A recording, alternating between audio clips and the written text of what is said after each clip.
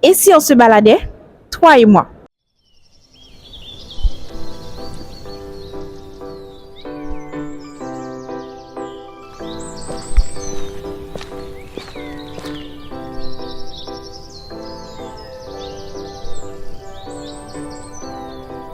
Pas besoin de sortir de chez toi. Je t'emmène avec moi à travers ton écran. Ensemble, on va marcher, respirer un peu et surtout parler. Parler de tout ce qui fait la vie. L'amour, l'amitié, les doutes, les joies, les peines. Ces petits trucs qu'on vit tous, mais on ne prend pas toujours le temps d'expliquer. Demander de l'aide. 3 mots simples, mais pour beaucoup d'entre nous, pèsent une tonne. C'est étrange parce qu'en théorie, c'est naturel. On vit en société, on dépend les uns des autres depuis la naissance. Et pourtant, au moment de tendre la main, quelque chose se bloque. On hésite, on se tait, on se dit « je vais gérer, je ne veux pas déranger, je ne veux pas paraître faible ». Mais pourquoi c'est si difficile de demander de l'aide? Premièrement, parce qu'on a été éduqué à se débrouiller seul. Depuis petit, on nous félicite pour notre autonomie. On nous apprend que réussir, c'est ne dépendre de personne. Mais la vérité, c'est que l'autonomie, ce n'est pas l'absence de besoin. On a peur que l'autre pense qu'elle dramatise, il exagère, c'est pas si grave. Alors, on garde le silence. Mais en réalité, quand on refuse d'être vulnérable, on empêche les autres de nous connaître vraiment. Les relations deviennent superficielles parce qu'on ne montre pas nos fissures. Demander de l'aide, c'est une porte qu'on ouvre pour laisser entrer un peu d'humanité. Et je pense que troisièmement, c'est parce qu'on sous-estime la générosité des autres. On croit souvent que demander, c'est déranger. Mais les études montrent que les gens disent oui beaucoup plus souvent qu'on ne l'imagine. Pourquoi?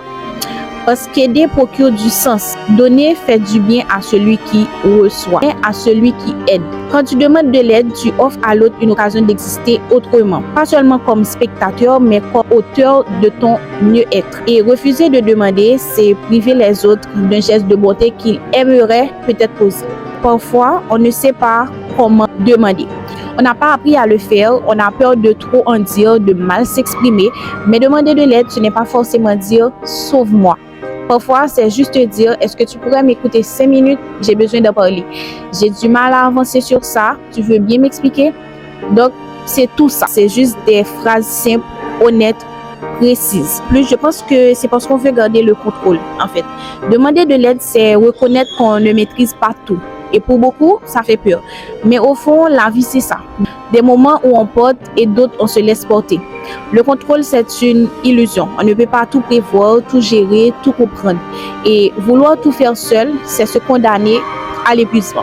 Alors, quand on ose dire qu'on n'y arrive plus seul, on respire. On laisse une brèche et souvent, cette brèche devient un lien. Une main qui se tend, un mot qui soulage, un « je comprends » qui change tout. Je pense qu'il y a encore un autre point que nous tous, on a peur de ça. Je pense aussi que c'est parce qu'on a peur d'être redevable envers les autres. Parfois, c'est pas la honte, c'est la peur de devoir rendre l'appareil à la personne. Tu veux pas qu'on te dise plus tard, souviens-toi que je t'ai aidé. Voilà. Je pense que c'est la phrase qu'on a peut-être peur. C'est pour ça qu'on ne demande pas de l'aide. Mais à bien y penser, je pense que la vraie aide, elle se donne sans contrat, en fait. Et si quelqu'un t'aide en attendant un retour, c'est pas vraiment de l'aide, je pense. C'est du troc émotionnel. Alors, ne retiens pas ta demande à cause de quelques mauvaises expériences. Il existe des gens qui donnent sans retour et sans calculer, en fait. Il y a des gens qui t'aident juste pour te rappeler plus tard, ouais, ça existe. Mais il y a aussi des gens qui aident juste parce qu'ils t'aiment. Et eux, faut pas les priver de ça. C'est parce qu'on parfois, on n'a jamais appris à recevoir. Certaines personnes savent donner, mais pas recevoir. Elles sont toujours là pour les autres, mais incapables de dire « et moi, j'ai besoin ». Comme si c'était un rôle interdit. Mais recevoir, c'est aussi un acte d'amour. C'est dire à l'autre que ce que tu m'offres a de la valeur. Et parfois, laisser quelqu'un t'aider, c'est lui faire du bien à lui aussi. Je pense que j'ai déjà dit ça de différentes manières pour vous expliquer que quand quelqu'un t'aide à faire quelque chose, parfois ça lui procure une certaine joie. Je pense que ça lui fait aussi du bien de t'aider. C'est pas seulement recevoir, mais aider la personne aussi, ça procure une certaine joie. Je ne sais pas si vous allez comprendre ce point, mais on oublie que demander, c'est aussi donner. Je vous explique. Demander de l'aide, c'est créer une connexion. C'est un échange, pas un déséquilibre. Quand tu demandes, tu donnes à l'autre une mission, une raison d'être présent pour toi, une façon d'exprimer son amour. Et ça, c'est un vrai cadeau parce que tu lui permets d'exister dans ta vie autrement que comme spectateur. Je pense que c'est parce qu'on ne se fait plus confiance à soi-même. Il y a des moments où on ne demande pas d'aide parce qu'on n'arrive même plus à définir ce qu'on ressent. On se dit, je sais même pas ce que je veux qu'on fasse pour moi. Mais justement, demander de l'aide, c'est pas toujours savoir exactement quoi demander. C'est juste dire, j'ai besoin de parler, j'ai besoin qu'on m'écoute. Et parfois, c'est à partir de cette conversation que les mots se remettent à venir. Et parce que certaines blessures t'ont appris à ne plus compter sur personne. Quand tu as été déçu, trahi, ignoré, ton cerveau retient la leçon. Je ne veux plus compter que sur moi. C'est un réflexe de survie. Mais un réflexe, ça se réapprend. Et petit à petit, tu peux réapprendre à faire confiance. Pas à tout le monde, mais à quelqu'un. À une personne qui te prouve par de petits gestes qu'elle ne partira pas au premier orage. Quand tu as trop souffert, tu finis par ne plus demander. Parce que tu as appris que personne venait. Mais il y a toujours quelqu'un quelque part prêt à t'écouter. Il faut juste oser encore une fois. Et je pense aussi c'est parce que parfois c'est soi-même qu'il faut aider d'abord. Avant de demander de l'aide, il faut parfois reconnaître qu'on en a besoin. Je pense que ça c'est la partie la plus dure à faire. Parce que tant qu'on minimise, on reste bloqué. Demander de l'aide, c'est d'abord savoir à soi-même, je vais pas bien.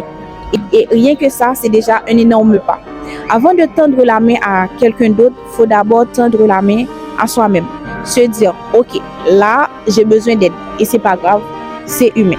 Alors, la prochaine fois, avant de te dire, je vais gérer seul, respire et demande-toi, est-ce que vraiment c'est du courage ou c'est de la peur déguisée? Parce que parfois, le vrai courage, c'est de dire, aide-moi. Et c'est souvent à ce moment-là que tu commences à aller mieux. Demander de l'aide, ce n'est pas quémander. C'est reconnaître qu'on est humain. Et être humain, c'est savoir qu'on est tous un peu fragiles. Mais qu'ensemble, on peut se réparer. Alors, si aujourd'hui tu traverses quelque chose de difficile, n'attends pas d'être au bout pour demander de l'aide. Tendre la main, ce n'est pas tomber. C'est avancer différemment, accompagné. J'espère que vous avez aimé la vidéo d'aujourd'hui. Alors, n'hésitez pas à vous abonner, à liker, à partager et surtout, laisser un commentaire. Et on se dit à la semaine prochaine. Beijos!